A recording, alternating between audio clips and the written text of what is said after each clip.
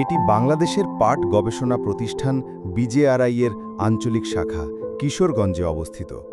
BJRI আত্মপ্রকাশ করে jute গবেষণায় ১৯৫১-তে।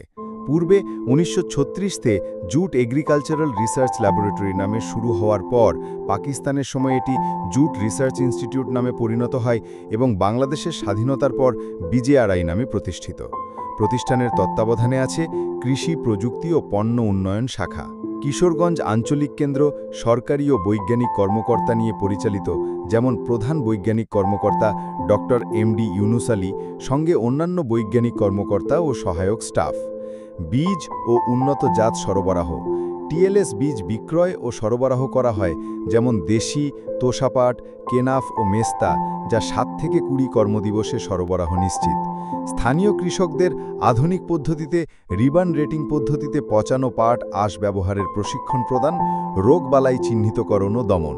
মাঠ পর্যায়ে পোকামাকড় ও রোগবালাই শনাক্ত করে দ্রুত প্রতিকারমূলক পরামর্শ দেওয়া হয় ৩ থেকে ৭ দিন সময়সীমায়। সার প্রয়োগ ও কৃষি পরামর্শ। সুষম সার প্রয়োগ ও চাষ পদ্ধতি প্রদর্শন ও পরামর্শ প্রদান করে নতুন ফসল প্রযুক্তির বিস্তার কর্মসূচি। জরুরি ও দাপ্তরিক সেবা।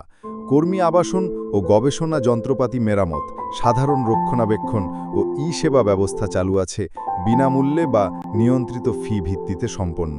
গবেষণা ও প্রযুক্তির রোল। বিজেআরআই এর মূল কেন্দ্র ঢাকায়, যেখানে বৈজ্ঞানিকেরা জিনোম ডিকোড করেন, যেমন স্যালিনিটি টলারেন্ট জুট সহ।